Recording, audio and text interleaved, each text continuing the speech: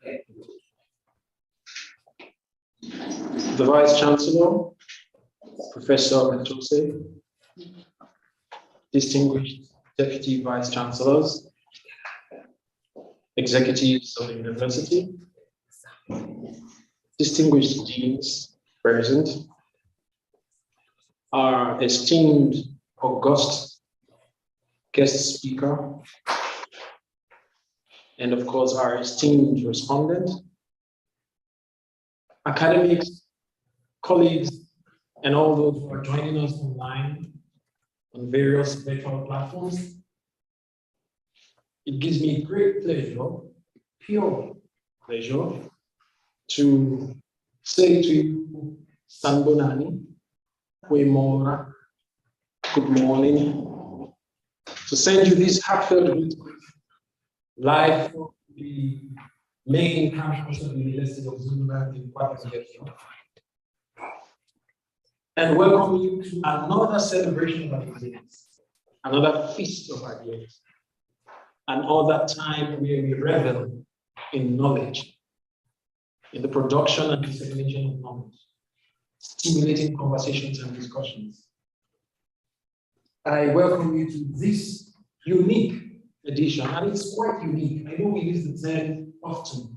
We talk about the Vice Chancellor's webinar series, and many times we say special, but this is special for a particular purpose, and that purpose we will discover in the next couple of minutes. This is the African Studies Global Virtual Forum, an experiment in form and substance. We are having a very special presentation this morning. We are having a guest who has joined us all the way, he's here in person, come all the way from the United States of America. And I promise you that we are going to have a time that we will remember, a time and a conversation and an engagement that we will remember and we will agree has been truly special. With that, and without further ado, I have pleasure to welcome for the opening the Vice Chancellor of the University of Zululand, Prof. Mentose.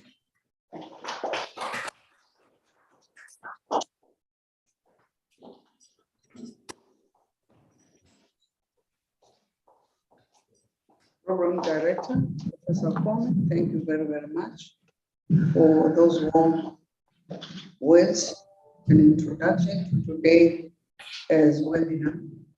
And members of executive, the deans of faculties, academic staff, and students of the University of Zululand, distinguished guests. I'll mention special guests, which I hope they are online. That's Professor Pram from Cape Town, Professor Opobo Ajiman, who's sitting in Atlanta at the moment, and Professor Busi Makoni. I hope she's interested because her partner is here and I hope she has connected to this lecture. Professor Michael West, and both Professor Makoni and Professor West are sitting in Penn State University. Ladies and gentlemen, I have a singular pleasure in welcoming you to another installment of Vice Chancellor's webinar series. The advent of COVID-19 enabled us to ramp up our networks, both locally and internationally. We are continuing to build on that. Today, I have the honor of welcoming a United States-based African scholar, Professor Sinfree Makoni, to our shores and our university.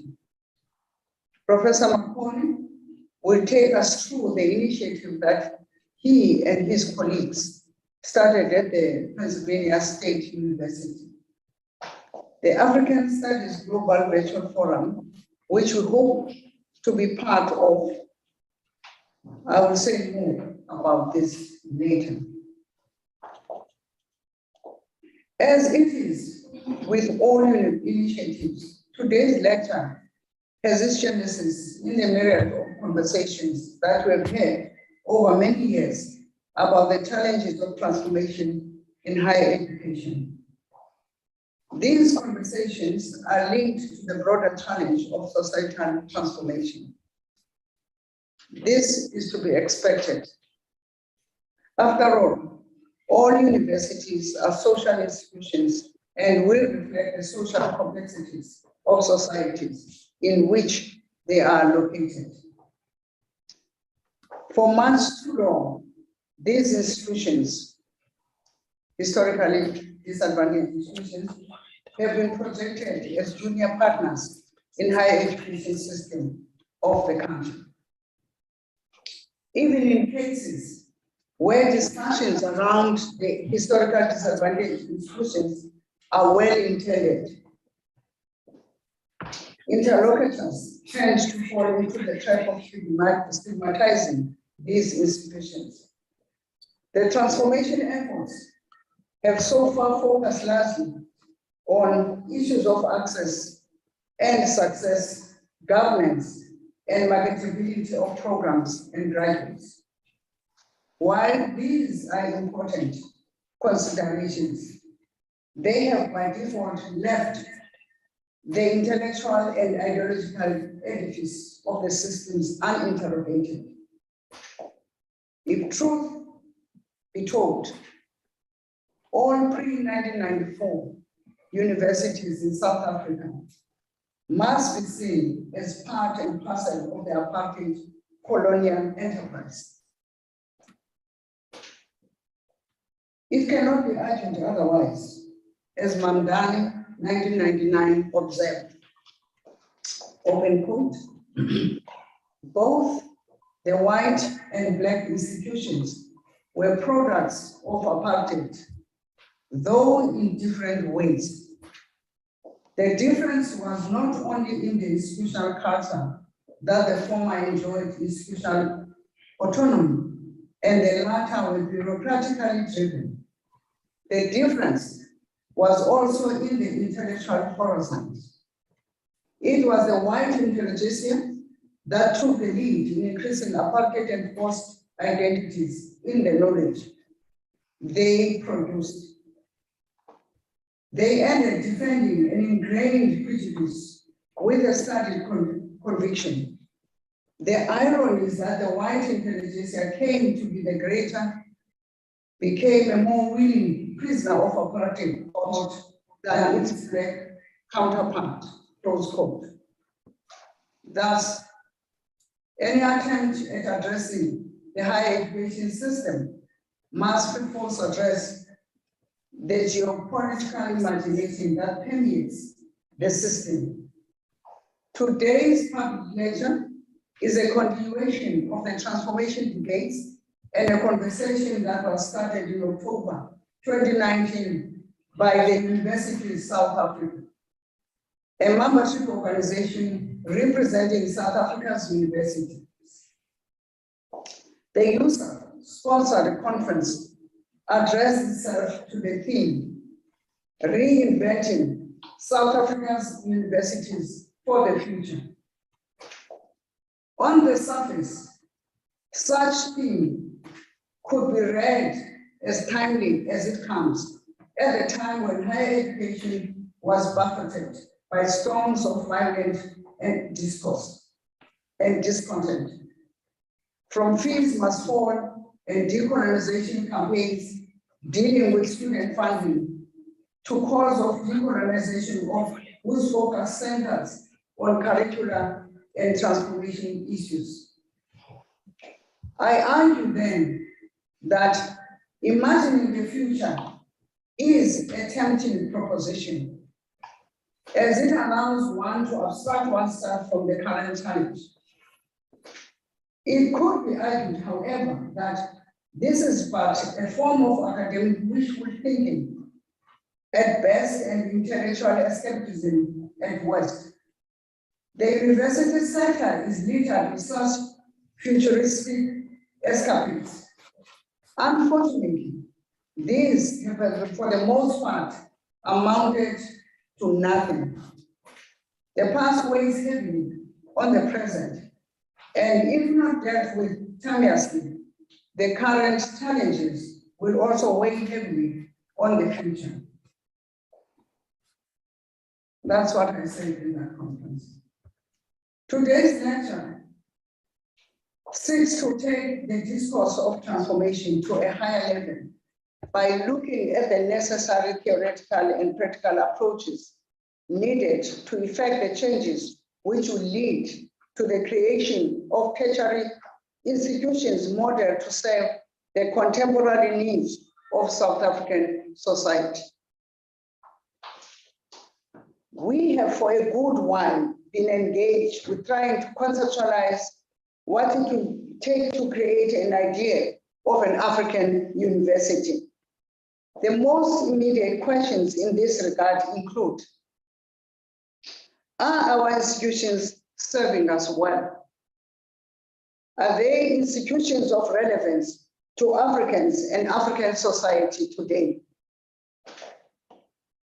What are the underlying principles, values, norms, and actions which are required for recasting of universities to suit the challenges of our times?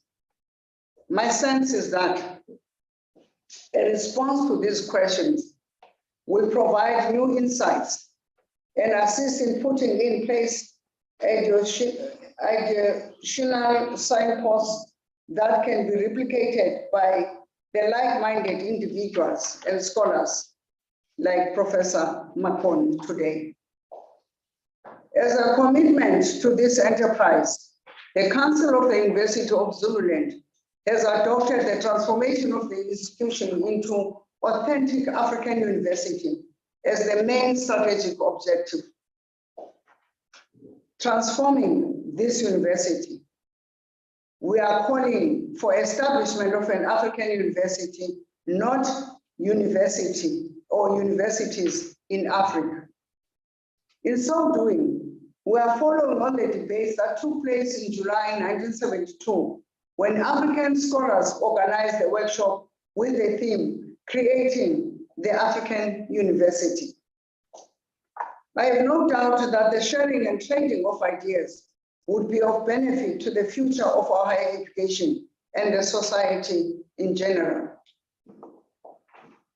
Just a few words about our speaker, Professor Simpri Makoni. He's a professor of applied linguistics and African studies at the Pennsylvania State University. He is originally from Zimbabwe. He did his undergraduate work in Ghana and received his PhD in applied linguistics from the University of Edinburgh, Scotland in 1989, prior to PSU.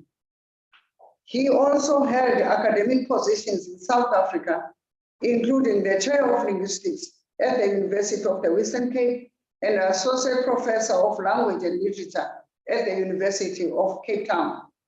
And he is a former president of the Southern African Applied Linguistics Association. Professor Makoni has extensive research publications in his name. With that, ladies and gentlemen, I now have the honor to invite Professor Makoni to address you, and I thank you very much.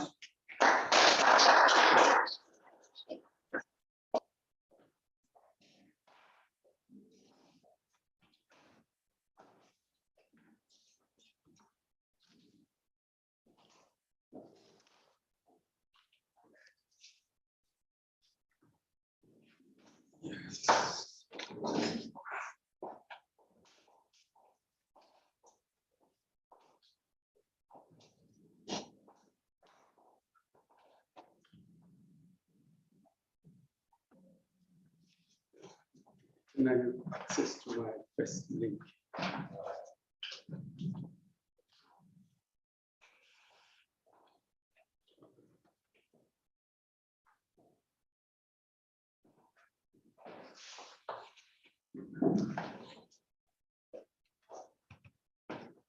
Oh, no, that's not the first. Yeah, okay, so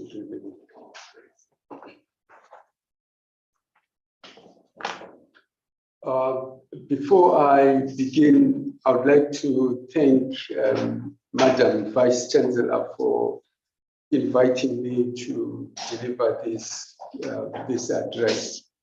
I would also like to thank Professor Siposese for getting in touch with me, for renewing our friendship since the 1990s.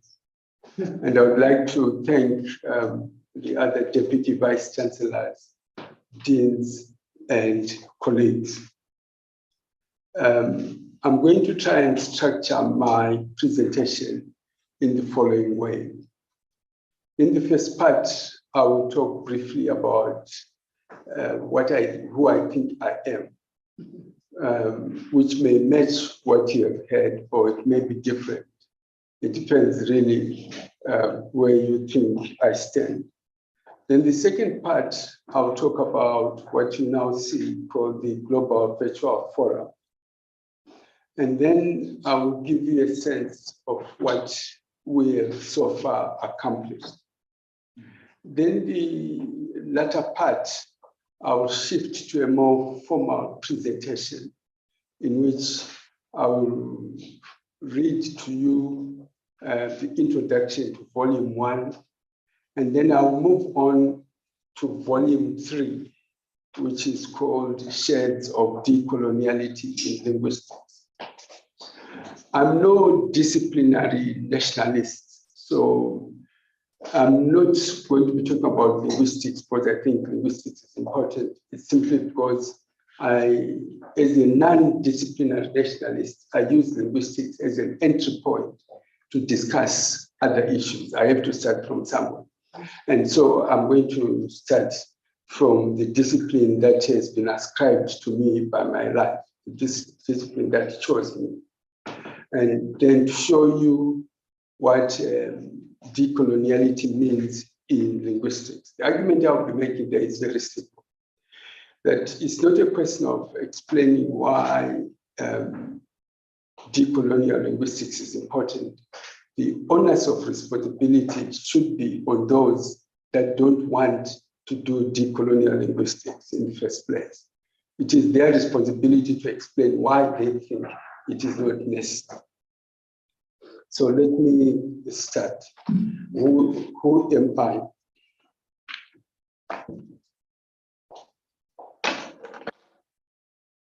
I'm a Black male migrant who is interested in the sociolinguistics of African languages, and I'm currently affiliated to a major yet rural university in the global north, while I retain strong both personal and professional ties with many institutions in the global south, like the one that we're trying to build here. I'm a nomadic scholar. If I had not been a nomadic scholar, I would not have developed a strong interest in how knowledges are produced, developed, and circulated across the globe. The fact that I'm working on African sociolinguistics, a topic of marginal interest, has created and led to feelings of double marginalization for me. The advantages of the marginality, however, have led me to develop a sharp sense of Eurocentrism and the centrality and the weaknesses of the American empire in scholarship and sociolinguistics. My personal history as a scholar who has a racialized history adds another important wrinkle to my academic life interest in race. And by race here, I'm talking about global Blackness. This has led me to an interest in colonial linguistics, Black linguistics, discrimination, and epistemologies of the South. I'm particularly interested in exploring how sociolinguistics would look like if it were framed from the global South. How would sociolinguistics look like if it were framed from the University of Zululand, for example? I argue that philosophically, some of the ideas which are important in contemporary sociolinguistics and African scholarship, such as multilingualism, ontologies, and epistemologies, were already in circulation in Africa prior to their appearance in the global north. Conceptually, I argue, therefore, that modern sociolinguistics is moving and gravitating towards African sociolinguistics. So there's nothing like African sociolinguistics trying to catch up. When I grew up, I did not draw and maintain any firm distinctions between human and non-humans. The sociolinguistics which I seek to develop, therefore, is one that goes beyond the human and includes communication with other species. This is a transdisciplinary approach which transcends the boundaries of single discipline. Inasmuch as no single country can adequately and fully contain my research, my interests cannot be contained within one discipline. Now, what is the Global Forum? Let me go to the website. The African Studies Global Forum, which I lead, seeks to decenter hegemonic epistemologies and to decolonize the Western canon to facilitate other ways and waves of knowledge. I want to stop here and give an example. Most of the metaphors in language and African studies come from issues about land. But we all know, for example, that most of the planet is water. I therefore argue that we need to draw some of our metaphors and ontologies from water. Human beings are, in actual fact, 60% or more water. So water is not out there, it is in us. And once you begin to think about using water as a way of framing what you do, you can then try and say, if you're a linguist, what does the notion of bottled water, what insight does it give you towards language? What does the idea of borehole give you towards water if you're thinking about your scholarship? And this is what I call the quest for other ways of thinking, rather than simply replicating the current ontological metaphors that are in circulation. For example, the other way of encouraging other ways of thinking, for example, you have in South Africa, when everybody's talking about load shedding, etc., etc. The next ontological generation of scholarship would simply be to ask, what have we learned about scholarship from the notions of load shedding? Instead of spending our time worried about whether ESCOM will provide electricity here, there, and there, you then begin to convert what is your problem into your asset. Through a series of online conversations, participants to the forum challenge the notion of universal truth and discuss how the only truth that is universal is the truth of complexity. To decolonize knowledge, for example, epistemic perspectives need to be one pluralistic in ontologies, cosmologies, and insights. And the emergence of epistemologies of the South is one such response to the decolonial trend. Joining us from around the world, speakers discuss the multiple approaches taken in the humanities and social science scholarship to decolonize knowledge by paying attention to complexities and heterogeneities in disciplinary formations. But I need to underline the issue about disciplinary formation. I don't believe in discipline. I believe in configurations of knowledge. I think an uncritical allegiance to discipline leads to what Lewis Gordon calls disciplinary decadence, a belief that your discipline has the best answer to problems that are there.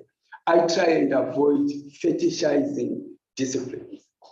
I use disciplines in order as an entry point, but I try and avoid having to fetishize them, romanticize them as being only, oh, I am a linguist, or you are a historian. That makes no sense to me whatsoever. Now, who are these people that are part of the Global Forum? The Global Forum is made up of colleagues who are affiliated and work in different universities. For example, Jane Anna Gordon is at the University of Connecticut. John Joseph is at the University of Edinburgh. Jason Lichtenberg is at Pennsylvania State University. Busimakoni is at Pennsylvania State University. Oyeronke Oyewuni is at Stonebrook University in the United States. And Alistair Pennycook, a longtime colleague and collaborator of mine, is in Australia. Then Basi Edem Antia is a Nigerian scholar based at the University of the Western Cape. Scott Bonnet is a South African who is based in Sweden. Anissa Kane is based in Scotland. Edwin Dati is a postgraduate student who is working with me at Penn State. Similarly with Kimberly Hansen. Rafael Louis Gomez is a Brazilian who completed his postdoc in Norway.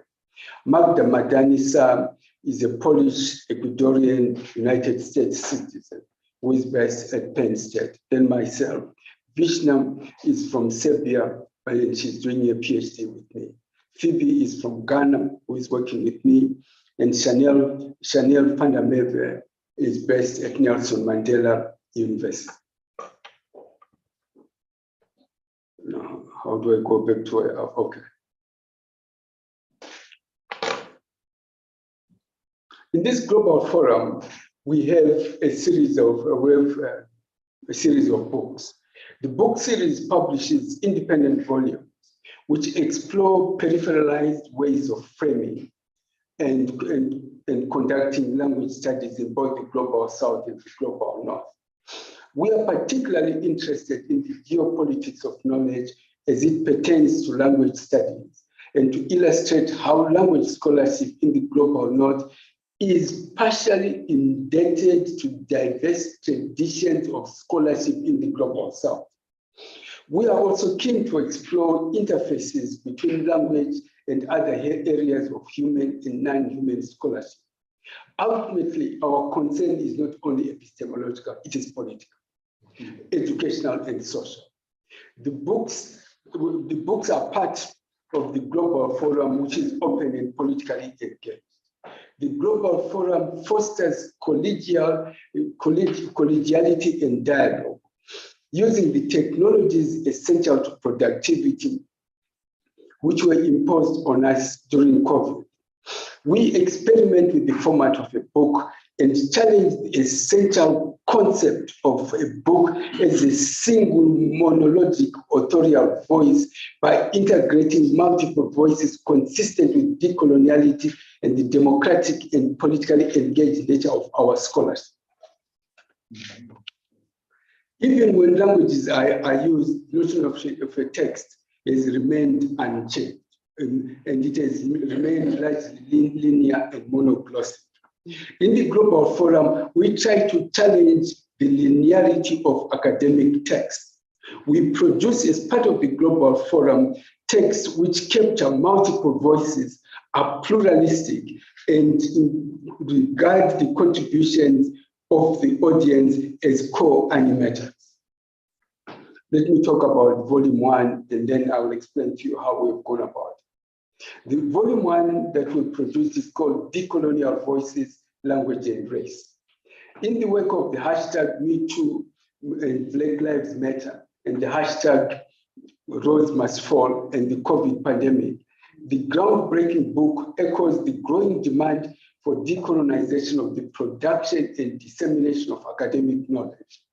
Reflecting the dynamic and collaborative nature of our online discussion, the conversational book features interviews with globally renowned scholars working on language and race and interactive dimension that followed and accompanied these interviews. Participants address issues including decoloniality, the interface of language and development and higher education, race and ethnicity in the justice system, lateral thinking and the intellectual history of linguistics, race and gender in a biopolitics of knowledge production. Their discussion crosses disciplinary boundaries and is a vital step towards fracturing racialized and gendered epistemic systems and creating a decolonized academy. Now, you can say, oh, we've heard this story before. We do and we talk, we walk the walk. So we experiment with the book, and let me show you what the new form of the book that we have, what we call a video book.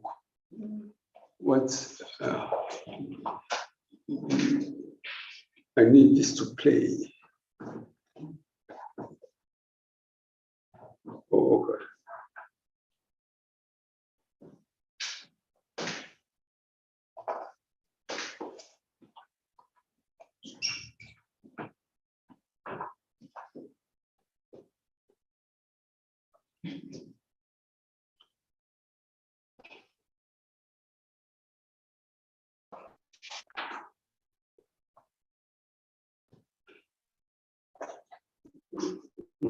Why is there no volume? I think Chrissy will be very upset with me if he sees that.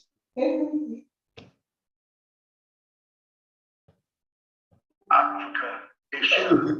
Can we starting? Because I don't think Chrissy wants to be. Yeah, okay.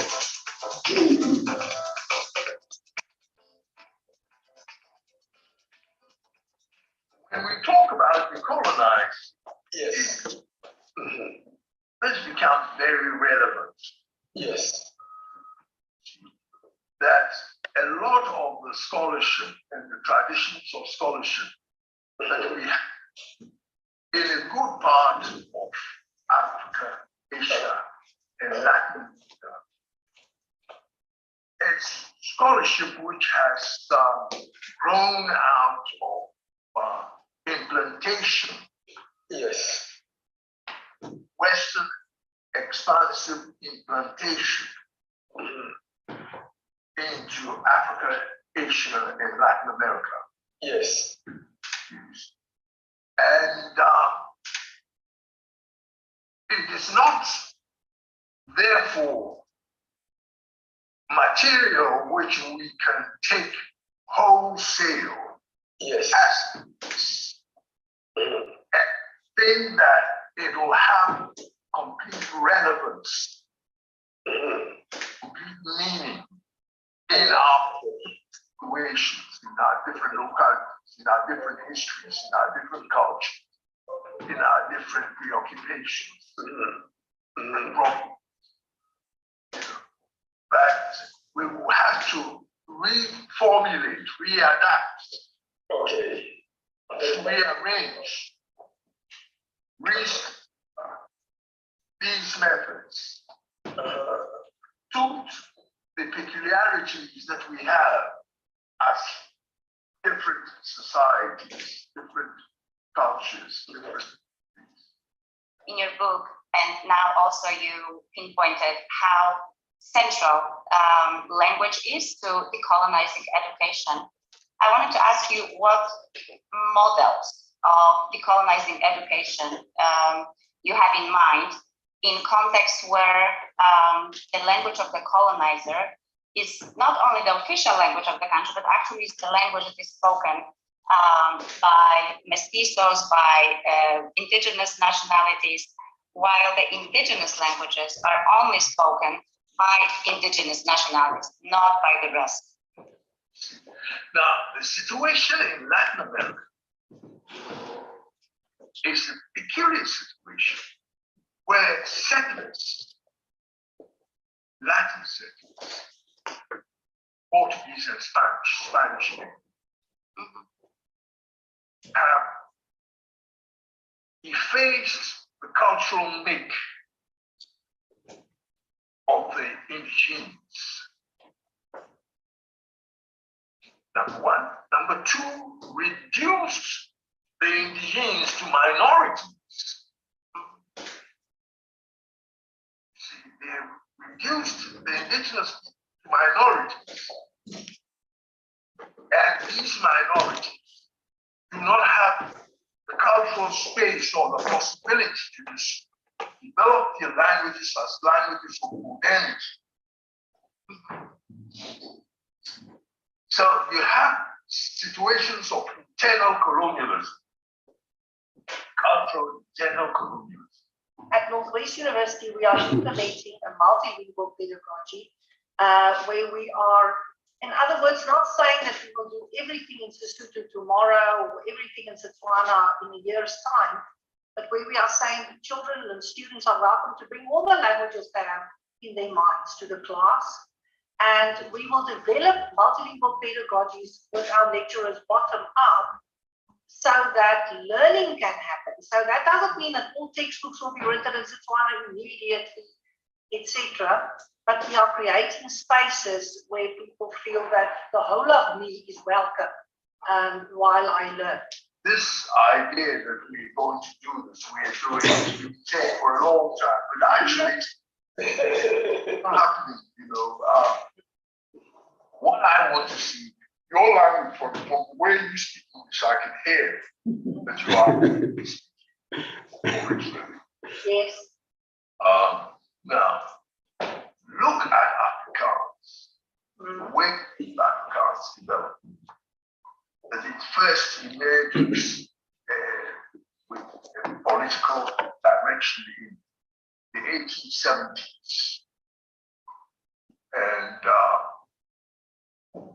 where the break with Dutch became clear that the people wanted to have their own distinct variety. So in the space of 25 plus his quarter of a century, they moved from a language which had its first rules written to a language in which you could study anything on earth. Now, it's miraculous. Why don't we accept that English has the history, has the knowledge that is universal, that can be developed, even if we appreciate and give role to local languages. Your argument is an argument which we often hear. But you are almost dead, so lie down and die.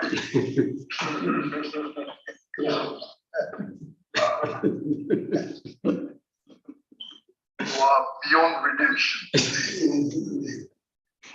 Give up. That's what you were saying. You were saying, can you compete with Shakespeare? Can you compete with an Englishman in his language? Or you accept inferiority? Have you ever seen a society which is developing on somebody else's language?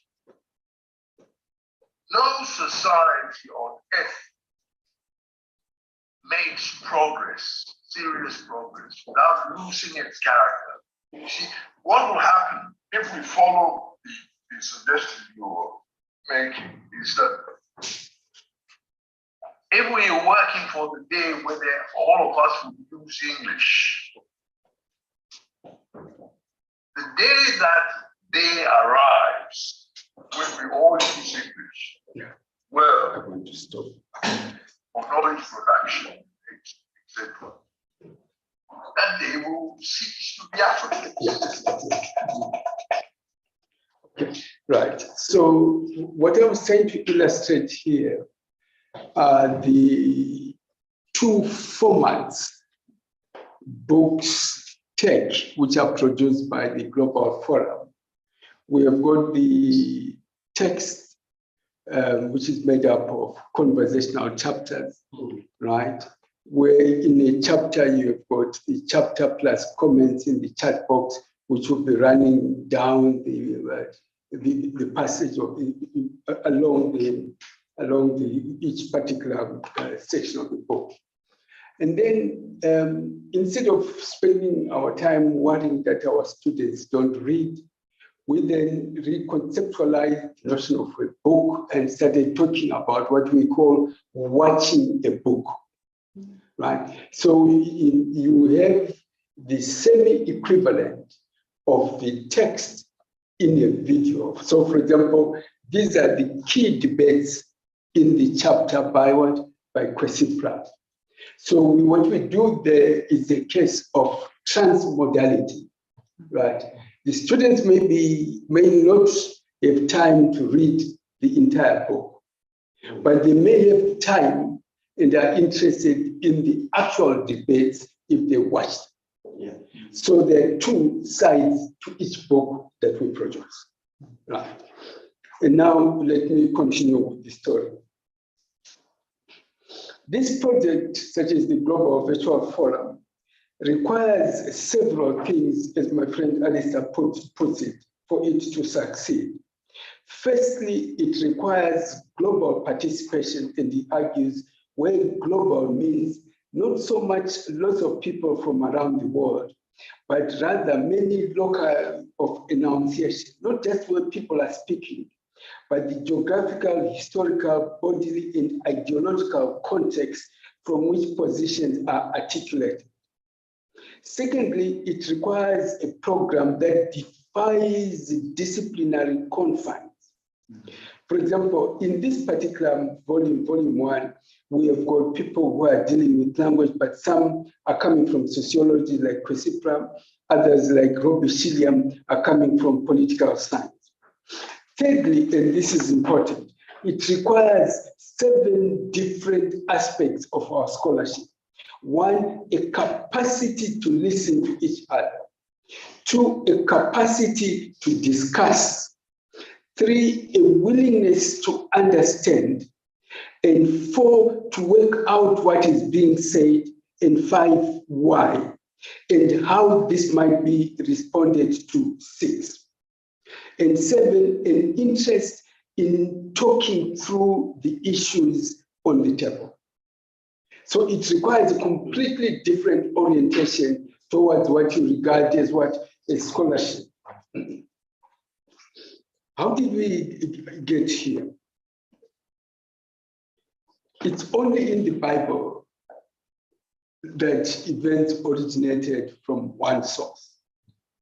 In reality, events originate from multiple sources. Incidentally, the African Studies Global Forum has 2 origins, unlike the myth of the creation in the Bible. It began in March 2020 as a virtual reading group centered on the kitchen table of the Marconi household in State College in Pennsylvania.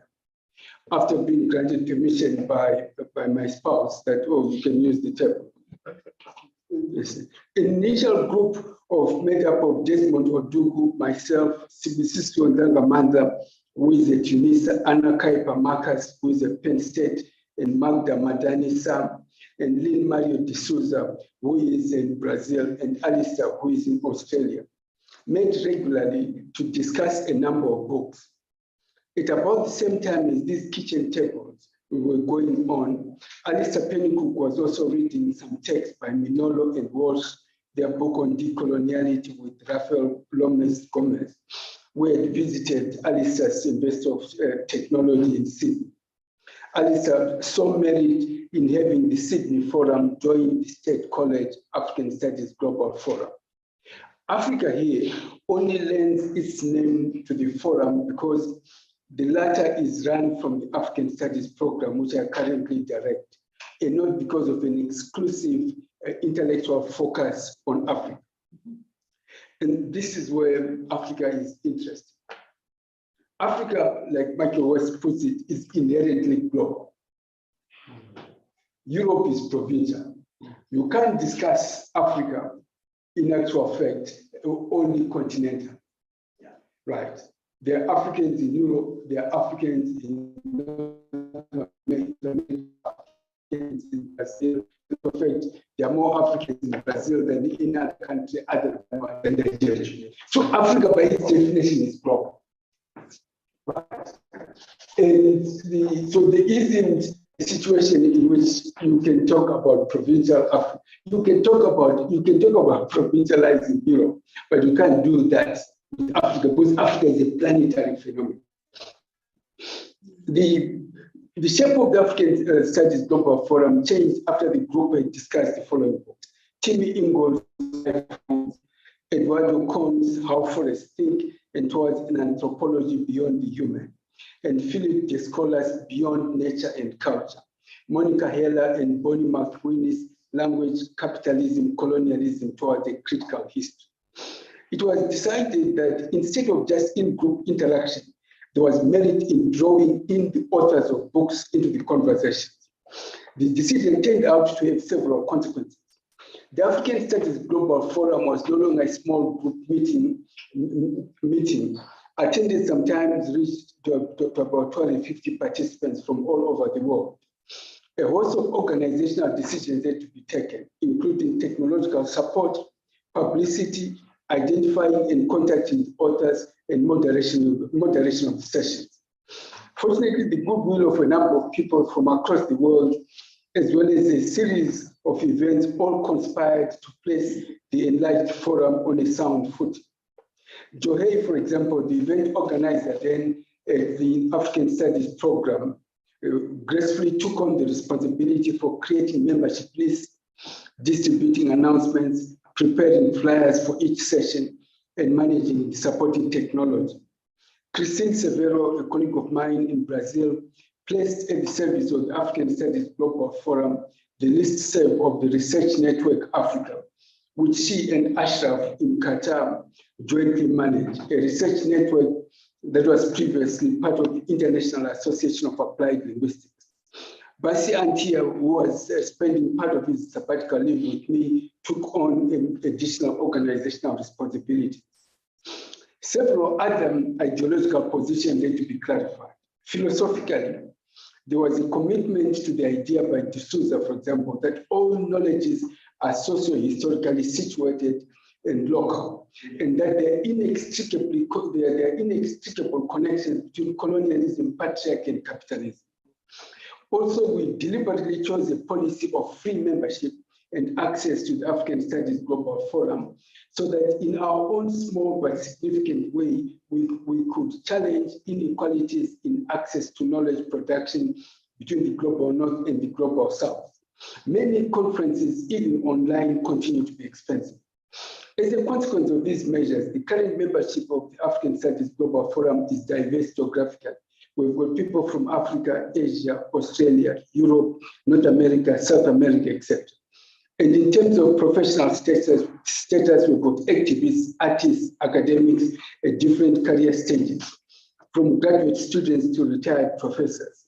Similarly, presenters at the African Studies Global Forum situate themselves in, but more often across disciplines such as linguistics, sociology, political science, African studies, anthropology, literature, developmental studies, cultural studies, gender studies, higher education studies, among others. They are all, however, united by a common quest for alternative ways of framing contemporary academic and social change. Where they start from does not matter. What matters is the goal that they think they're trying to accomplish. The reception, according to the African Studies Global Forum, has been so overwhelming that the initial idea to have monthly or at most fortnightly sessions is yet to give way to practically weekly meetings. In this presentation, for example, slots have been booked until 2024 June, for example. The phenomenal expansion of the forum also has seen an expansion in the team in terms of micromanagement. In what format does the Global Forum take? There are pre-reading tasks for each meeting of the forum. Announcements encourage would-be participants at a particular meeting to familiarize themselves with the relevant publications published by the authors. For example, to illustrate for each session that make up the volume 1, we had Kwesi Plus, The Challenge of Decolonizing Africa. We had to read The Linguistics and the Third Rate Mother Tongue Fascism by Christopher Hatton. We had to read Language, Capitalism, Colonialism Towards a Critical History by Monica Heller and Bonnie McWhinney, amongst others. What was the global context into which the African Studies Global Forum was inserted? Among others, there was one, the 2015 #Growth Must Fall and the Fees Must Fall events that initially took place in South Africa. and subsequently spread to European and North American universities. The Black Lives Matter and the hashtag #MeToo movement, and then the COVID pandemic. And the fifth one was the issue of how to respond to the global issues which came up because of COVID. The call to decolonize universities in South Africa is understood as part of a wider anti-colonial movement, as Bambara et al. Puts it. The South African student hashtag #FeesMustFall movement highlighted the urgency of decolonization, a theme that Kwesipra and Robbie Shilliam addressed in their respective chapters in Volume 1. The call for decolonization in European and North American universities was in part triggered by the Rhodes Must Fall and Fees Must Fall movements in South Africa. Even though that is the most important issue here, decolonization has been, even though there are calls for decolonization across the globe, decolonization seems to take place across different colonial spaces. It does not have uniform characteristics. The call for decolonization in disciplines is also varied. The call for decolonization in the United Kingdom, particularly England, is according to Jane Komarov, substantially different from the one playing itself out in North America, especially in respect to what is meant by colonization and how it should be understood in geospatial and political theoretical terms. In settler colonies, as Mahmoud Mamdani put it, such as the United States, decolonization is frequently used as a metaphor, a shorthand, a proxy for struggles of social justice. Decolonization has also been an issue in Eastern European countries that did not have any direct experiences of colonialism, because state socialism, according to Kharkov, is incomplete decolonization. Suraj Krab, for example, argues that it is not only the formerly colonized who need to be decolonized, white Danish also needs to be decolonized. In reflection of what Mokstad and Say refer to as the old margins constituting new frontiers, we see how events in the global south set in motion a series of events in the global north. This rarely acknowledged idea of how the global south may lead the global north, or how events in the south may provide insights into events in the global north is rarely acknowledged. But Jean and John Komarov captured this very well in their book called Theory from the South, or How Euro-America is Evolving Towards Africa. That is, Africa provides a conceptual model, not only on how to analyze the late modern life, but on how to build analytical templates which enable us to analyze not only Africa, but the global north as well. Through its speakers, the African Studies Global Forum is committed to supporting the cause of building an alternative normative in response to a prevailing northern epistemological orthodoxy. In advancing decolonization as a rejoinder to this orthodoxy, the forum is not unaware of a critique of the decoloniality. For example, scholars such as Achille Mbembe have questioned the effectiveness of the call for decolonization because they feel that universities have undergone radical change that incorporated decolonization. And other scholars like Paul Zeleza, for example, argue that the focus on colonization unintentionally reinforces Eurocentrism because it overlooks other alternative sources of knowledge. The broader application of the term decolonization also has been vehemently opposed by Tuck and Young, who are adamant that the term should be restricted to its narrow meaning of repatriation of indigenous land and life. Otherwise, it loses, as they put it, its original meaning and becomes an empty signifier. With respect to disciplines, decolonization may mean different things, but the core of the diverse approaches is as follows: is to challenge the Eurocentrism and the white male heteronormative foundations, as well as attitudes and institutional orders and day-to-day practices that allow Eurocentrism and white male heteronormativity to dominate different disciplines. Apart from the decolonial era of the time, the African Studies Global Forum was also given birth during the Me Too era, which can be construed as an awareness of the gender-based violence that destroys the well-being, lives, and health of millions of women and vulnerable individuals across the world. The Me Too movement also can be recognized as part of the continuing history of resistance of Black women and marginalized women. The movement adopted decolonial, anti-racist, non-binary, and ecological perspectives as ways of resisting neoliberal, capitalist, market-oriented support of patriarchy. The Me Too movement has also been successful in bringing about cross-sectional and intergenerational platforms. For example, the impact of the Me Too movement has been varied and uneven. In China, for example, the hashtag Rice Bunny, #NYiYang, and the hashtag #WarYeYish were established to sidestep censorship, while in Romania, the hashtag Me Too movement deliberately cooperated with the police and the Romanian regime. It was in the Me Too climate that the difficult questions about the appropriateness of citing the research of scholars accused of being sexually predatory, such as the powerful sociolinguist Dale Hymes, were first discussed. The allegations of Dale Hymes' sexual predatory behavior were reported by Heller and McWhinney in 2017.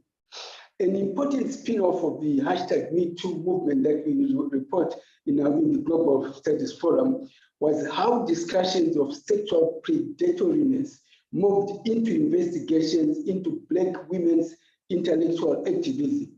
The discussions about Black women's academic activisms are not about the degree to which these scholars are included, but rather the extent to which their presence can reshape the nature of mainstream scholarship.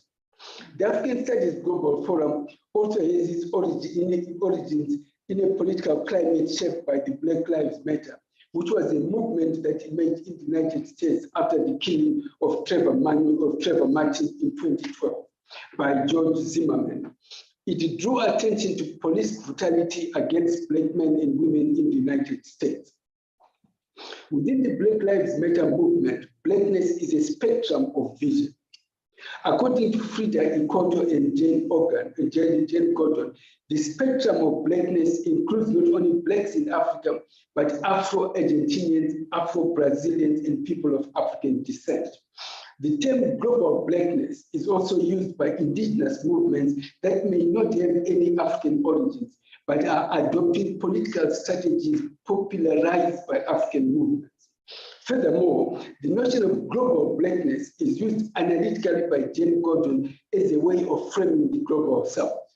The killing of George Floyd in 2020 at the hands of the US police provoked an international protest movement in the United States and across the globe, in which protesters of different races and generations participated.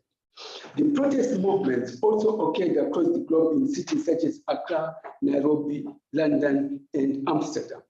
Overall, the Black Lives Matter movement demanded Black dignity. The objectives of the movement were articulated by Alicia Garza, the co-founder of the Black Lives Matter, as cited by Frida Ikoto 2021 in the following ways. How do we live in a world that dehumanizes and still be human? The fight is not just being able to keep breathing as a human being. The fight is actually to be able to walk down the street with your head held high and feel like I belong here and I have a right to a level of dignity. The pandemic brought attention and poignancy to police brutality against Black youth and brought to the surface issues about racial inequality and mass incarceration of these youth. Black Lives Matter, like the Me Too movement, assumed diverse forms across the globe. It drew attention to the long history of violence against Black people, going back to slavery, colonialism, and apartheid, as manifested in police brutality. Another important aspect of global events that provided the larger context in which the African Studies Global Forum emerged was taking place was COVID-19. According to Diane, for example, the pandemic triggered what he calls tribalisms and populisms, The tribalisms were evident in the emergence of powerful anti-Asian racism. In contrast to the increasing discrimination, there was also the emergence of powerful multilateral arrangements. Now I'm going to show you a number of short clips by people who participated in the Global Forum. Can I get to link number 2? Then I will then move on to another part so that, okay, yeah, start just to me here. Yeah, okay.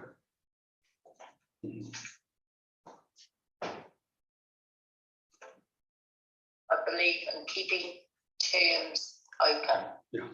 keeping ideas open. Don't close the door. And I think in our world, the Indigenous world, is really important.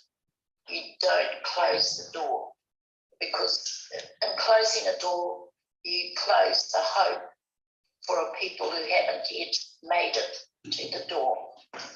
Leave an extra chair at the table, because there's some people that are making their way to sit at the table. And I think if we think about that intellectually, it's the same idea, that we keep ideas open. Some people have taken the false idea that there is a lack of productive information from African culture as a part of their worldview. Of all the many African languages in Kenya, I choose to package that struggle, if you like, that vision of tomorrow. I chose to do it in English, which was the language or the very system, settler system, against which we were fighting. So of course, what you see is conversations that are also crossing borders.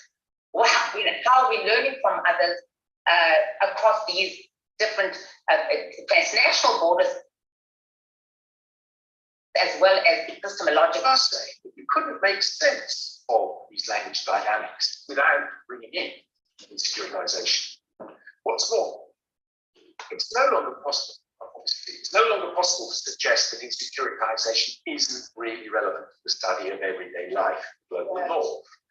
In terms of stereotypes, one can pick on one piece of it as evidence for another piece. So one kind of behavior as evidence for another part of the package. So let me add what Judy just said, reminded me. This is what we do. We talk to each other and we bounce off, which is that it's never only one stereotype and never only one form of speech. And so one always has to ask, okay, if one set of people are actually often derogated by the speech that they are associated with, that is simultaneously raising another group. Well, come on, I mean, democracy is used by the state for purposes that are not really democratic. One of the main tasks after the COVID, if there is an after COVID, is fundamental for me to kind of work in different options to the Western option that we still control our way of thinking, our sensibility, etc. So one could begin to think about, as we did here, what does it mean to ask the question, who do we want to think with? Why? And with what pride? The point is that what is interesting in relation to hearing from the South is that we cover similar ground, but in ways that some people find very different, tellingly different. But that much of the debate, at least in Europe, in Oxford, Cambridge, and then beyond, around this question of decolonizing knowledge, the disciplines, the university, and as a kind of politics of where we are now globally, really emerged out of the student movement in South Africa. Rhodes must fall, fees must fall, and the entire movement around that came to grips with what it meant to decolonize within a university. So the university then confronts the students. Okay, so this was intended to whet your appetite. There's more from where this came. So I'd like to extend an open invitation to you all to join the forum as I move over and invite Chanel to continue with volume 1 and a number of the other. Okay. Right. What I was trying to do here, before I move on to the last part of my presentation, was to give you a sense of the nature of the conversations that we are exposed to in the African Studies Global Forum and the range of scholars who have come and participated in the Global Forum. They are not a homogeneous group in terms of race, gender, disciplinary background. They cut across all these different areas. But now I want to get to the last part of my presentation and to shift attention a little bit and pretend that all of you are linguists and address what the implications of what of this for the discipline that has been assigned to me. I want to address 4 questions. What does decolonial linguistics mean? Why should we decolonize linguistics? How is decolonial linguistics practiced? How can linguistics respond to the decolonial critique? Somebody will then ask, but since I knew that there are very few linguists in the audience, why did I do that? I did that to try and illustrate, for example, how practically you can intellectually engage these issues about decoloniality in whatever discipline you happen to find yourself in. It is necessary to study decolonial linguistics, even if one does not describe themselves as a decolonial linguist, because we cannot move beyond coloniality using analytic notions of discrete, nameable language, which entered the analytical problem, which created the analytical problems in the first instance, which are embedded in colonial linguistics. The decolonization of linguistics emerges also because of the colonial legacy of linguistics, leading to the need to rework analytical frameworks of linguistics so that we may create frameworks which may enable us to move forcefully and engage with other cultures, other ways of being, thinking, and communication, which have been long overlooked in dominant linguistics. Nick Reimer, for example, the Australian linguist, argues that it is necessary to cast a critical lens on linguistics, particularly because of the potential impact its teaching may have on thousands of students who are exposed to it at undergraduate level. Reimer, whether you agree with him or not, argues that the teaching of linguistics encourages 1, ethnocentricity, 2, homogenization, 3, a habituation of thinking, particularly because students are never made aware of the reasons why specific models of analysis are chosen. And more important, a false impression is created that there is a single solution to the problems that they are faced with. The call to decolonize linguistics is occurring at the same time as calls to decolonize other disciplines such as anthropology, political science, sociology, international relations, medicine, African studies, etc.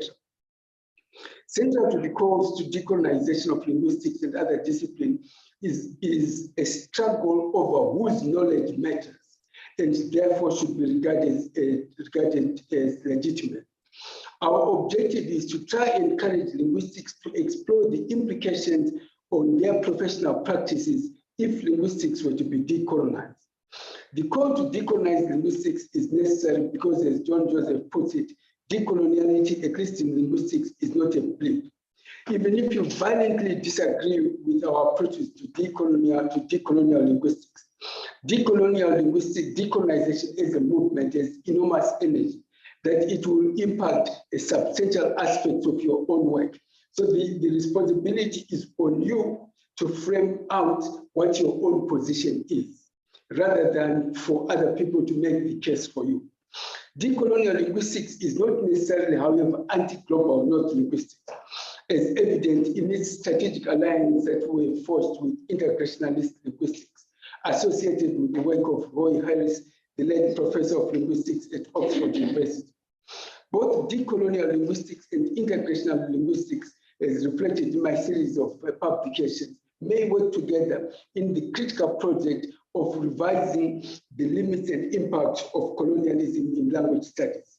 Roy Harris' dictum, for example, that everyone is a linguist, has strong decolonial potential and is thus liberating, since most of the linguists and language descriptions of some of the African grammars were carried out by missionaries and outsiders who had limited knowledge of the languages and communicative context within which they were functioning. The language user thus has the only concept of language worth having, and everyone is a linguist. In decolonial linguistics, we therefore seek to analyze the nature of language, not from the linguist perspective, but from the perspective of the speaker, the language user. The language user, in some cases, may be a disenfranchised native speaker. Not all native speakers are therefore privileged. It depends what you are a native speaker of. The decolonization of linguistics should be grounded in questioning the pluralization, enumerability, and nameability of language as fruitful ways of capturing linguistic diversity. In Makone and Pencook, for example, we argue that there are certain domains of experience, such as language, people, and water, which may not be easily amenable to enumerability. This means that we support the following propositions. If African languages are inventions, this is wide ramifications, because a promotion of linguistic rights would therefore be a retrospective and re-inscription and legitimation of a colonial enterprise. The decolonization of linguistics ranges from an awareness that the very notion of language is a recent ideological notion whose relevance to traditional societies may be open to serious debates, or as the integrationists would put it, is a myth. When we say that language is a myth or an invention, we do not mean that languages do not exist, but that, like other phenomena such as race, are socially constructed, consequently are comprehensible within specific types of discourse. We follow Hutton in the sense that we argue that the challenge which is posed by decolonial linguistics is fundamental and basic, because it is suspicious of the entire meta-language of the scholarly enterprise of language studies, which arrived to us via colonialism, and is an outcome of a globalization of scholarly norms and practices. Within this analytical framework, shifting from colonial languages to indigenous languages is not adequate as a decolonial move, because the European languages provided the analytical apparatus in generative grid through which these African languages had to fit. One of the objectives of decolonial linguistics is to go beyond the world of English, to borrow from David Beatt's Felicitas phrase. Going beyond the world of English can be construed in at least two senses. The phrase may mean analyzing languages other than English or Indo-European languages. Of course, only analyzing languages other than English does not necessarily qualify analysis to be sufficiently decolonial, but it at least expands linguistics analysis beyond English, thereby making linguistic analysis less Eurocentric, creating opportunities for a decolonial linguistics to emerge. The second sense of going beyond means that the world of English the second sense of going beyond means that the world of English emerges from a more critical orientation to linguistic analysis of English. Sankoko Mfenu, for example, argued that there is an unfortunate tendency to analyze other languages based on analytical categories which are evident in English. What this means is looking at Shona as if it is a dialect of English. In other words, in decolonial linguistics, the analysis should avoid the trap of viewing other languages exclusively through the prisms and categories that have come to us scholarly through English. Another characteristic feature of decolonial linguistics is to resist the universalistic tendencies of Chomsky linguistics. One of the objectives of decolonial linguistics is to de-link from the epistemic assumptions of colonial and Western linguistics. To be more specific, decolonial linguistics should refrain from analyzing African languages, or indeed any other languages for that matter, as if they were extensions of English. Because by doing so, English becomes the analytical prism through which other languages are analyzed. So we may ultimately end up reinforcing epistemologies about language, which are about language grounded in English. Alistair Pencook and Marconi, for example, in our book, in our recent book, which is a contribution to decolonial linguistics, we question some of the assumptions which form the basis of linguistics. We expose the biases which have been inherited from the colonial period, which permeate contemporary practice of linguistics as a profession. Linguistics originated in the 19th century, which coincided with the European expansion and colonization. Its origin is traced back to some people to Finland, this was simple. But whatever you want to, whatever origins you want to trace it, linguistics is inextricably connected with what? With colonialism. The analysis of decolonial linguistics should be based on a number of very specific processes and should go beyond arguments that the analysis should be carried out in indigenous languages. Following the Indian scholar Peter D'Souza, for example, we propose the following: that the meta language used in decolonial linguistics should be grounded in the following 4 principles: 1, infiltrate; 2, populate; 3, elevate; 4, appropriate. The terms will be drawn from the local plurilingual context, raising theoretical and ideological issues about the politics of meta-language, an area which is under-researched in social linguistics. The relationship between specialist and lay vocabulary in the social sciences is an understudied topic and is rarely studied in linguistics. Now, what is the response of linguistics to this? Right. Social linguistics has never taken a clear position on the problem of a universal commitment to social engineering and the evocation of a romantic authenticity. But the key argument about the linguistic response to decolonial linguistics has been well articulated by Chris.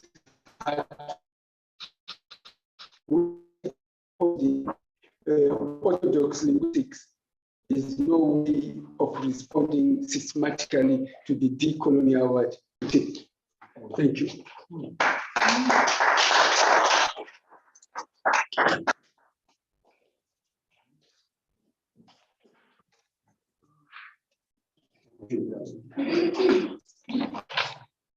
Ladies and gentlemen, can we do that one more time? Thank you so much, Prof. Marconi. I do think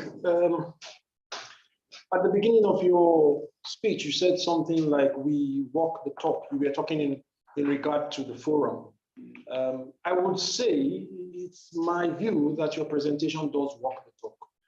Why I say that is that this has been a long presentation by normal standards. And I know we are all adults in the room and we like to pretend that it's only children that have attention deficits. But to hold my attention to that period, I think is a testimony to something said about the forum and your approach, which is your polyvocality, your inclusion of more voices, and your drawing together a diversity of perspectives, not seeking to impose a monolithic divine orthodoxy. And I think that is one of the key reasons why you can hold the attention of all of us for this period. But that's not my job. My task is to introduce the respondent, and I'm sure that my very good friend, whose professional partnership I've been privileged to have in this university, will do very good justice to that. And so, colleagues, without further wasting time, I'd like to invite Professor Morgan Ndlovu. He is in the department of, I always forget his department because I see him as a philosopher. And again, Prof. Marconi, thank you, because I'll say I'm like you, who is a non-nationalist in terms of disciplinary borders. He has been of absolute value to us as a faculty and a university in the ways he helps us to navigate the theoretical and the philosophical underpinnings of the issues at stake. Colleagues, please let's welcome Professor Morgan Ndlovu.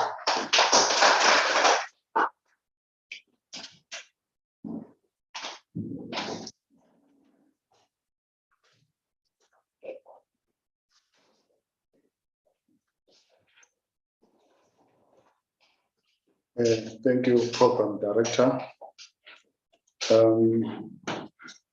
VC and our DVCs, Ds, and all the guests. Allow me to say all protocol observed. Prof, your presentation was so wide-ranging that I don't think it is possible to do justice to it, even if I were given a week to do so, because it was really combining all the important theoretical issues that we need to take into consideration if we want to achieve what we want to achieve. But before I get into your presentation, Prof, allow me to recap on what the VC has really touched on. He touched on the issue of our deliberate move to develop UNIZOM as a node for African thought. And that coming from the higher office up down is a really something that is important to note, because it means there is an enabling environment. Normally, these things, they normally come from below. And many people are always worried that the resistance from up, coming from below, but the resistance up, but this time around, it comes from the top down. And that is something to note. Then there is also something that she mentioned about the university being social institutions that have to respond to social issues around them. For me, that is a very important point that links to your presentation, that when we talk about the epistemologies of the Global South, we are not doing that for jouissance, for enjoyment. There are really issues that are on the ground. We use knowledge to change reality. There is also another point that she raised about white and black institutions that are the creation of apartheid and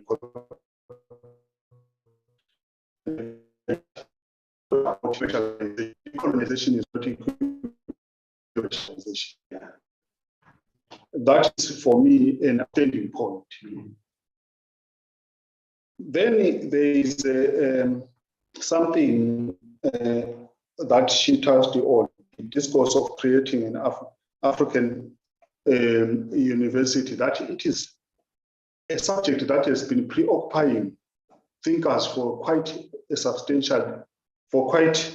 a considerable period of time. What this tells you is that there is something that is refusing to change. If there were changes that went beyond, that reached where people they wanted, we should not be talking about it now. But it shows that we are living we're trying to change a structure that is refusing to change, or a structure that is very deceitful, that can say, I've changed, then you discover that it has not changed. Then coming to what Prof you have been presenting here, I will pick some of the issues that I thought we should not take note or are a lesson to take us further.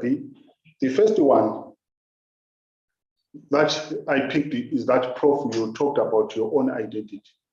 You are a black migrant, a black male migrant, a nomadic scholar. All that is something that has been missing in this Eurocentric knowledge system. People, they don't talk about their identity. They speak as though what they are putting out as knowledge, as unmediated knowledge, has an identity. Yeah. Then you talked about the issue of global blackness. Or blackness in a wide scale. Black people ever carry their blackness. And whether they are in Europe, they normally have a place kept for them, which makes the issue of blackness on a global scale an issue. Then you came to the issue of seeing things from the social location of blackness, the significance of that. The knowledge system, the current dominant knowledge system, the tendency is to leave the social location of a person and take the epistemic location to the other side. To the extent that we have been for a very long time producing theories and knowledges that are against ourselves. A poor person being taught economics and later on develop economic theories that perpetuate his own poverty or her own poverty. Then you talked about the transdisciplinarity, that disciplines are not named as disciplines just for the sake of them. They really discipline. Yet life or lived experience, the problems that affect people, they are not categorized into disciplines. This is what you made reference to Louis Aragonin's famous book on disciplinary decadence. Then what was the core of your first presentation was decentering the ways of knowing. And I was reminded of Ngoki's work on moving this. Moving center, we're not saying we're moving the center from Europe to Africa so that we repeat what the Europeans have been doing. But we are saying there are many centers. There's not a singular center. Then you went on to talk about other very important issues that I can summarize as geopolitics of knowledge, the significance of body politics of knowledge, the significance of eco-politics of knowledge, and probably theopolitics of knowledge. And you also talked about the dangers of what one of the scholars that you touched on, Castro Gomez, the issue of 0 point or God eye view, and the universal unmediated truth, the dangers of that, because there are many truths, and we have to be pluralistic in terms of our approach to.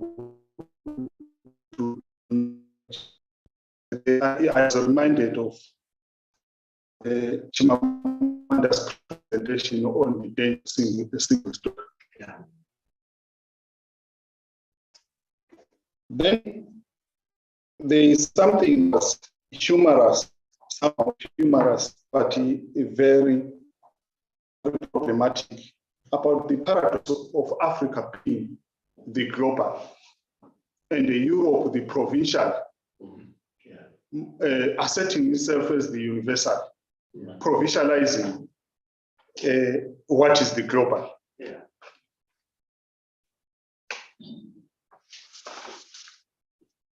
I'm sorry, I don't want to make another presentation, but I'm very passionate about what he was talking about. Then you talked about the platform, this very important platform, the Global Forum. which is quite illuminating because it leaves the idea of a pluriversal world.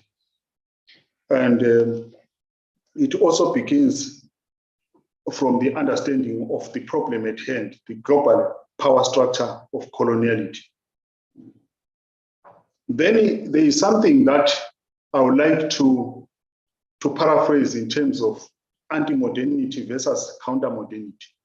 That sometimes in our doing of decolonization, we end up being preoccupied most of the time of answering back or being anti-Eurocentrism. And in that way, we end up developing oppositional knowledge rather than propositional knowledge. And I'm looking at our location here as UNISO, that we are located in a place where there is an alluvium of knowledges that were peripherized, that sometimes instead of answering Europe, we just need to do what we want to do because we have our own knowledges, indigenous knowledges around the Nguni civilizations that are lying around and can really come with some propositional knowledges. Then there is another issue that has been troubling me for some time, the issue of African studies, whereby Africa as a continent has been treated as a site of data collection and the theories being processed in Europe. And this cascaded to the issues of students, whereby they study where they come from, but they take the theory from Europe to fit what they are studying.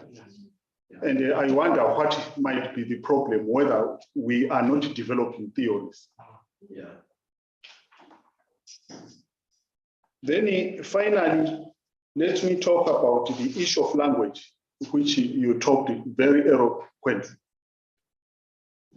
And I think Africa is endowed with a great opportunity, thanks to the shortcoming of colonialism. It was not a complete and all-powerful system.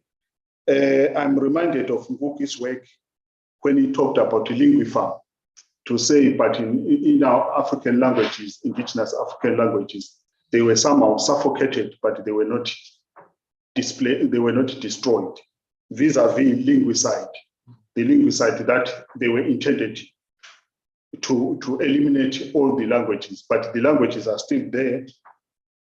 And we have the long-standing question that I always come across when we talk about languages. Someone was saying, whose language are we going to use? And he was saying there will be too many languages to use at one particular moment. And there were some talk about the use of Swahili as somehow a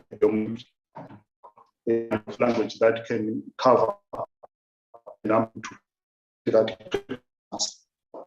And there is an issue that you touched on, the issue of interfering with the indigenous languages through missionary orthography and all that.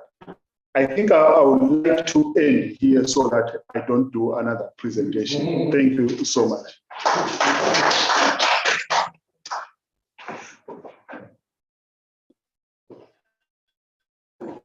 Thank you so much, Prof. Ndlovu. That is, I have the, while Prof. McConnell was presenting, I had the same trepidation that I felt when I was first asked to respond to Professor Pratt. I had the same, share a similar vibe, a kind of encyclopedic knowledge frame that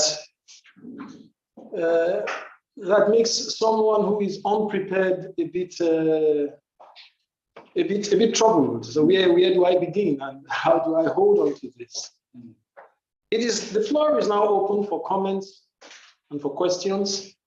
And of course, the colleagues and guests who are joining us virtually are encouraged and invited to post their questions. We already have one. I apologize if I can't get the name of the poster, but it says by language, we should go beyond. That's the theme of the Faculty of Humanities and Social Sciences, Prof. Masoha. Language, we should go beyond. Thank you. We should go beyond translation, grapple with deep challenges of conceptual framing and metaphors, etc.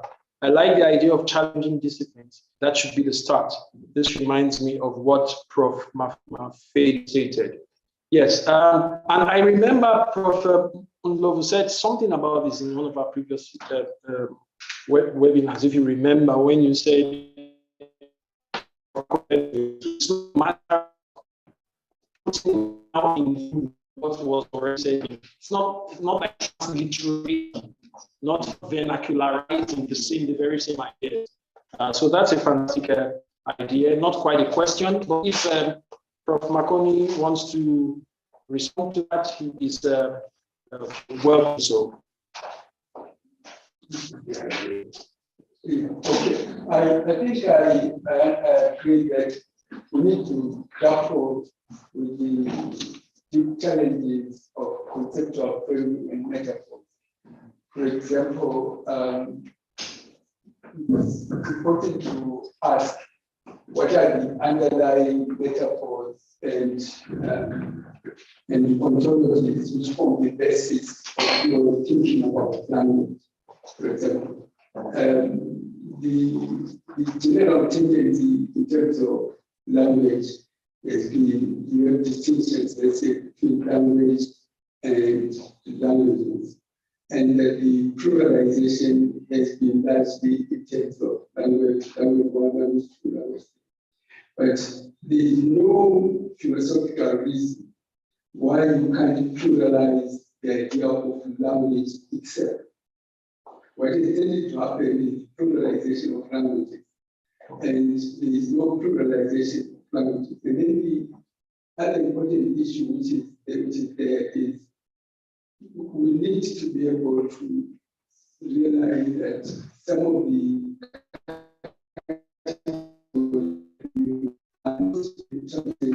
different national categories. So for example, that may be true. What is important is to realize the diversities of these multi-modalities and try and capture them, rather than just to assume homogeneity when there should be conceptual diversity.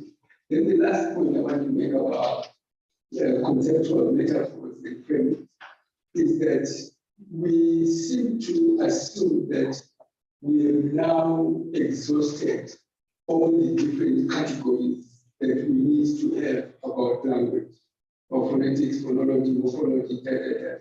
But my argument is that that's just a beginning. There must be possible other ways of thinking about language which permeates the planet that we hardly know about.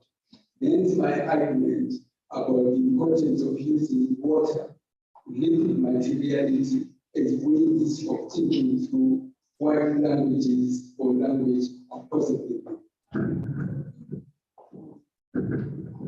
Thank you very much, Prof. While we wait for more comments and questions, and I dare say, yes, we have one. Prof. Nomlomo. Thank you. Please go ahead.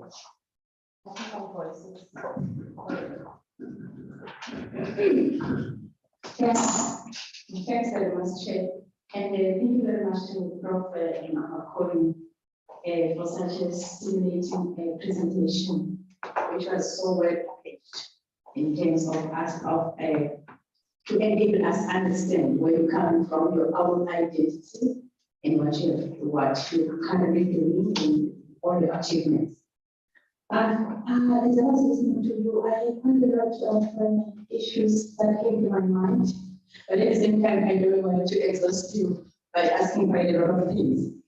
I want to start from when you introduced yourself. That was very interesting. And identifying yourself as an African social linguist, correct? And you also mentioned the issues of multilingualism, which we all know, especially in our South African context. And I was interested to get your comments. You know our context in South Africa, and let me say in Africa, that when we talk about multilingualism, the tendency is always to define or describe multilingualism in terms of English. That if you don't know English, you don't yes, we are English. We are so linguistically rich in Africa. We have more than 2,000 languages that are spoken. But the issue still remains at this point in time that when we talk about multilingualism, the tendency is always having to have English as part of your linguistic repertoire. So that would be I would really like to have to get a sense of what you think about it. How do we move from there, from that space, especially that in your talk, you are also trying to move away or trying to highlight the disaster of English hegemony on the African continent. That's how I understood it. That's point. The second one will be very short. It's about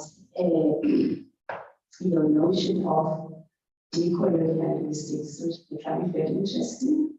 Excuse me. And now, excuse me.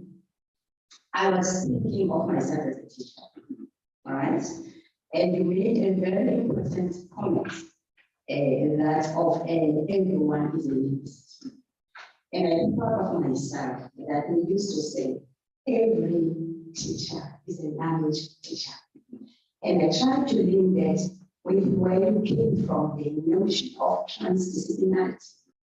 And I also linked that with the constituency of the forum, and I found richness in that.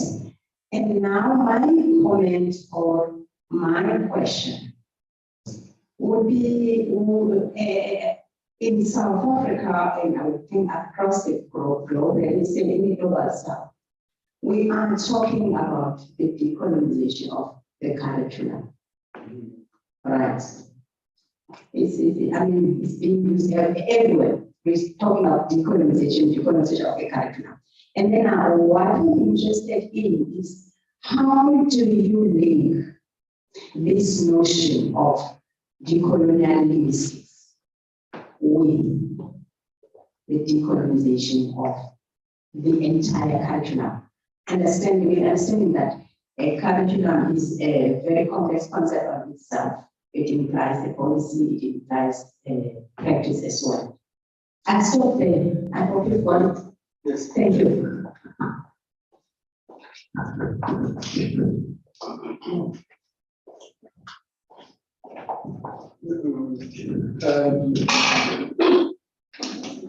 Let me start by talking of the issues of multilingualism.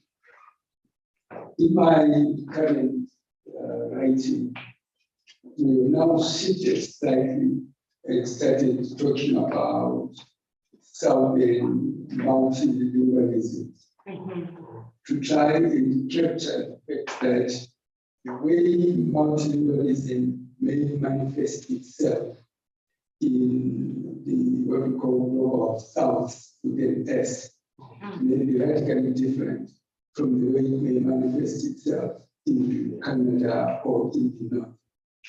So the Southern multilingualism as an idea is an attempt to capture the unique nature of multilingualism as it prevails here. The second issue that you raised, that multilingualism tends to be associated with English, that is an epistemological problem of the linguists. Would they tend to, when they're talking about bilingualism or multilingualism, they talk about English and then other languages. Whereas, in actual fact, the more prevalent multilingualism that one gets in African context includes African languages only. Yes. Right. You cross the border, I went in my own parents' kids, but there's fiction and there is whatever, and just everything that they speak. In other words, it is the African multilingualism that is not been systematically studied because there are many linguists who know the different African languages to be able to make sense of what is taking place.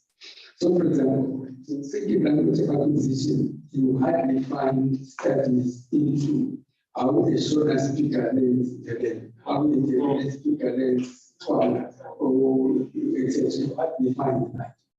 But you will find a lot of studies into Shona and English, etc. That is because the linguists themselves are not proficient in a number of different African languages. Then the more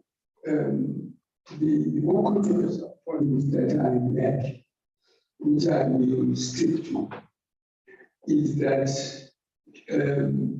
I resist the idea of categorizing languages in terms of numbers. For example, linguistic diversity is not right. It's a completely different story. But the tendency has been to use arithmetic in the analytical prism through which you talk about diversities of language, or the 700, the 200. I resist that. Hence my statement, there are other aspects of experience which are not easily amenable to a human being. Even the idea of counting people is useful for governmentality. When I used to live in the Western Cape, teaching at university and university, I never knew how many people lived in my house. Right. Because counting them was not even used to exercise before, or they came in the world. Right. And so, in other words, accountability assumes a particular ideological orientation towards governmentality, and I resist that. Okay.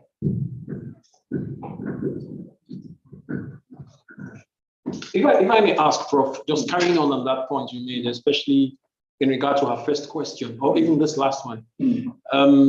So what categories or what forms of categorization or classifications or what forms of analysis of languages would you use, would you propose?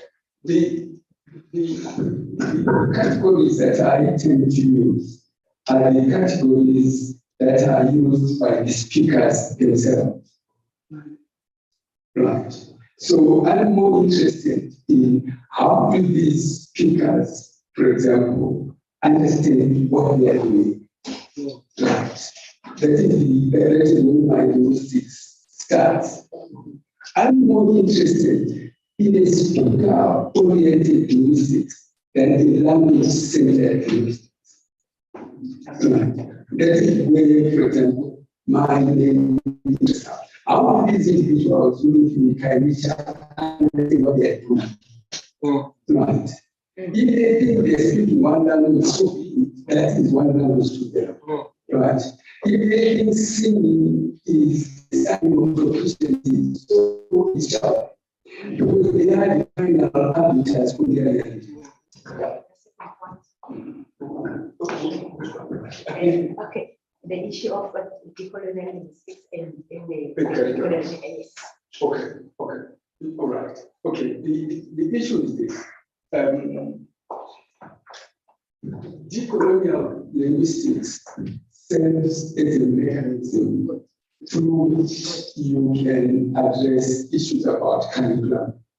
That you can't decolonize curriculum using orthodox linguistics.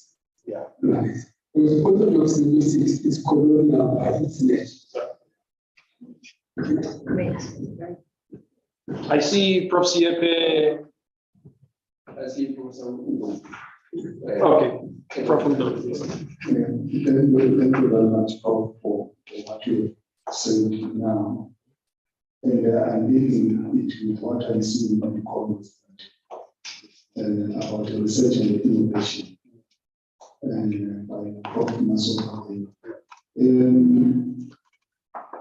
And to me, what you are saying, it also speaks to methodological issues in colonization. The writing and the thinking with within, not out. Yes. Yes. You go there to do research. Yes. From the side of the people with within. Epistemically located, you yourself you move philosophically to their side. Yes, sir. Not here, not to come with your own speed. Yes. Not to research them, but to research we are doing. Yes. Prof. Siepe? Yeah. I thought Prof. Siepe was going to make a comment. No, we are doing on something else. Okay. So there's another comment. Would you agree with me that in most cases, our teaching and learning approaches are designed such that they defend the West? Are we bewitched? The same can be said about research and innovation. That's again from Prof. Masoha. Yeah. As we are gradually approaching 12, by which time our time will be up. We have at least 2 items on the program before then. So I'd like to encourage, especially colleagues in the room who have comments to make. This would be a good time to make them. Maybe we can take 2 comments and a response from Prof. Makoni before we invite Prof. Siepe for closure. Is Prof. Krelin going to say something? Not at this moment.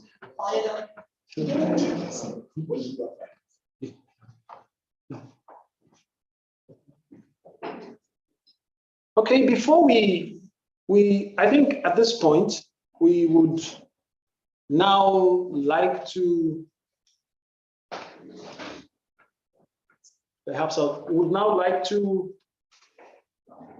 invite Prof. Siepe, or maybe then, before then, we want the official gift presentation by the Vice Chancellor to Prof. Makoni.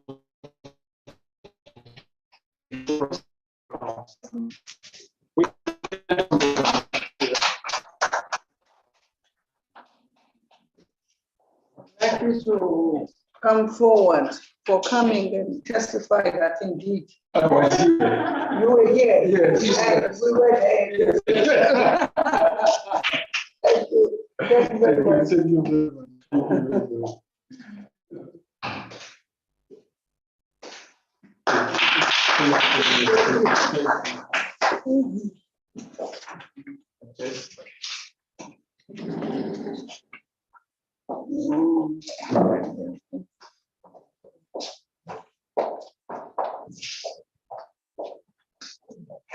Just a word before Prof. Siepe comes here. We still have 2 or 3 minutes. I just want to say that I find there seems to be a very strong link from the VC's presentation. And I'd like to ask her one brief question, and a nod would be fine, Prof. In your opening, you said something about the need to interrogate the ideational and ideological edifices upon which these universities were founded. And as Prof. Ndlovu said, you did refer that it's not just a matter of de-racializing the universities. And you said the expectation was that Prof. Makoni's presentation would lead us in that direction. Yes.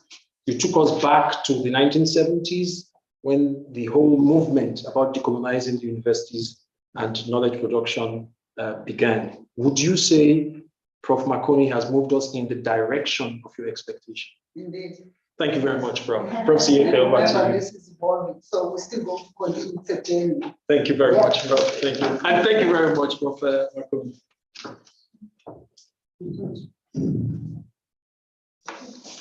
Well, the chair has been a bit mischievous because that comment about whether Professor Maboni has taken us in the direction of the VC is a comment that I was going to be putting. But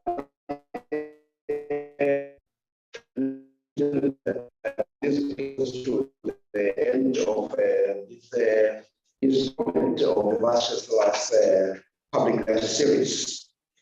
Before that, I would like to also thank the Vice Chancellor for gracing this with us, and also for the leadership that she continues to show in this university.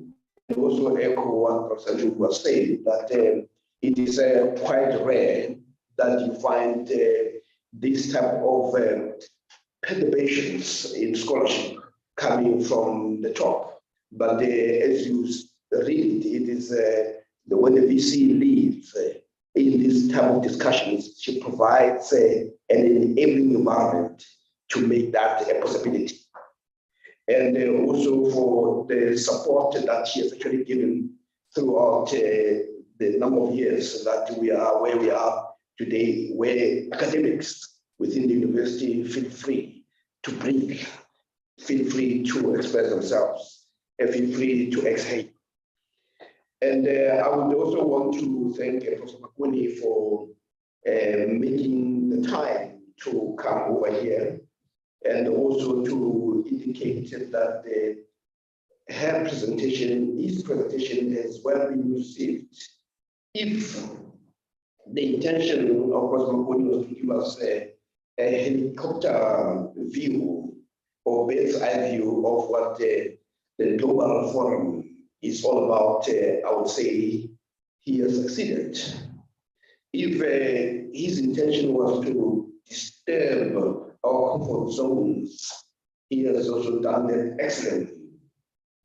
And if the intention was to give us a difficult assignment, that he has also done.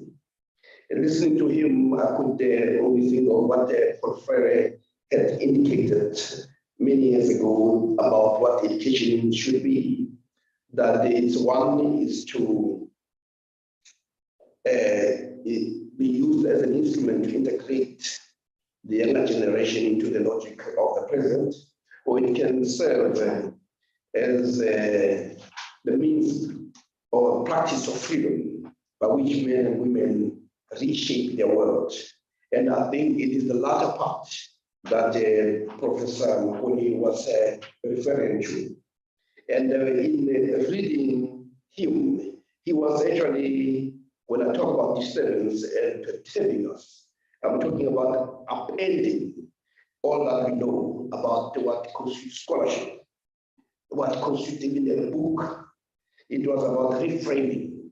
But most importantly, I thought in terms of upending power relations, is this construct of global blackness, marginality, nomadic experience, the global south, that those as providing a lens and also being a source of authenticity that gives us different ways of knowing.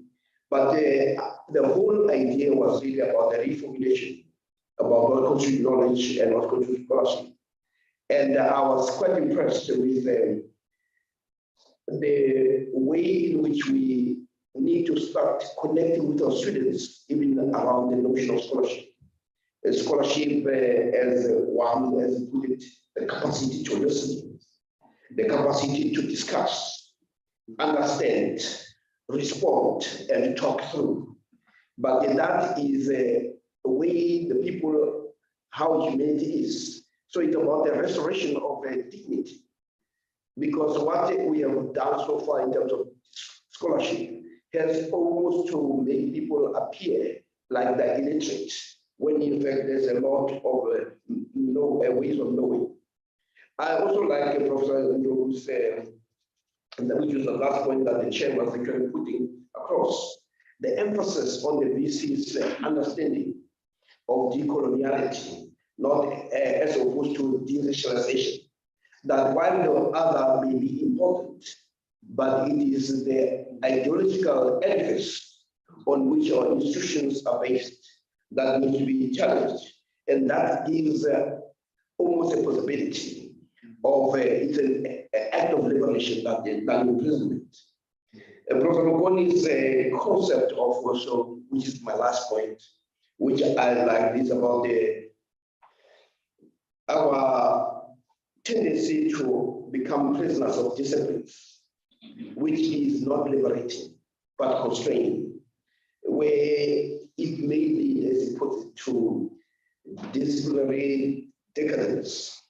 So, but his argument is that the discipline needs to serve as an exit point to discuss other things.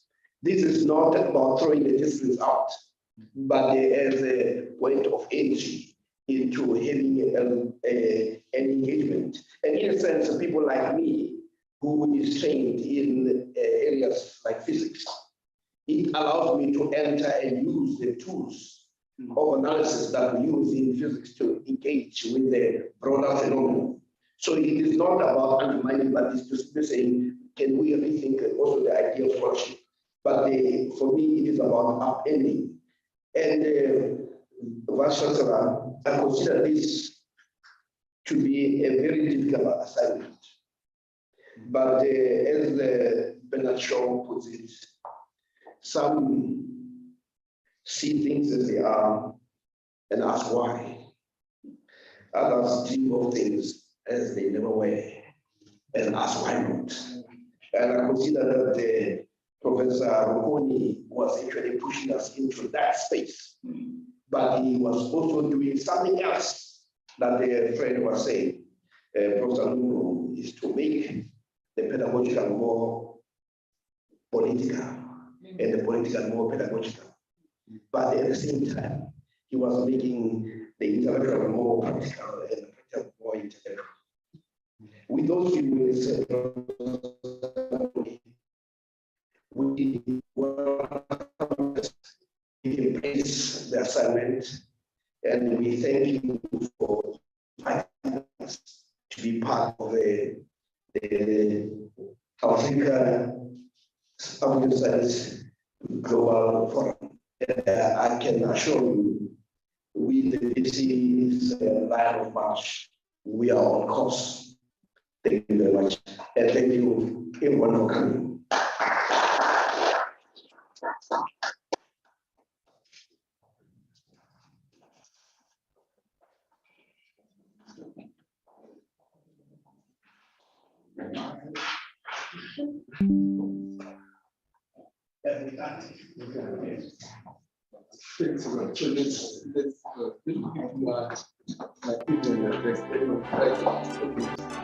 Yeah, right on, guys. You see, now the wind is past yes.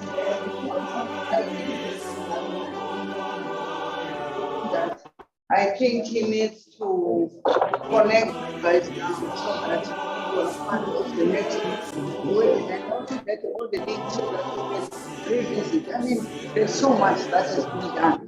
There's so much. I think the wise are going to say, what are you doing this time? That you can't get out of it. Because the last meeting we had, I told my I was told get on, go. Thank you so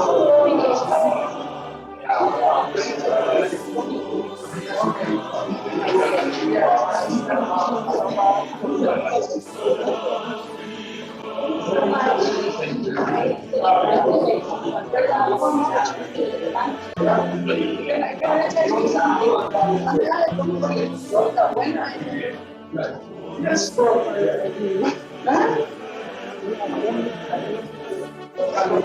last week. I didn't want to. Yeah, so I'm like. But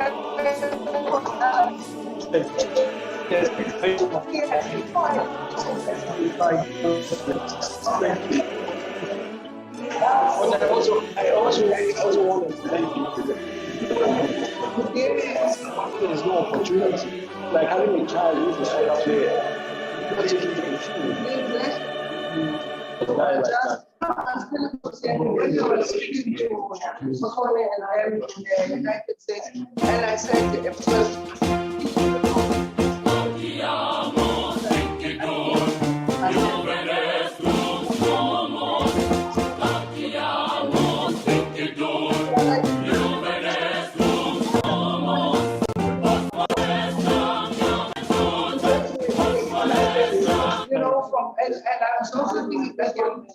What's his name?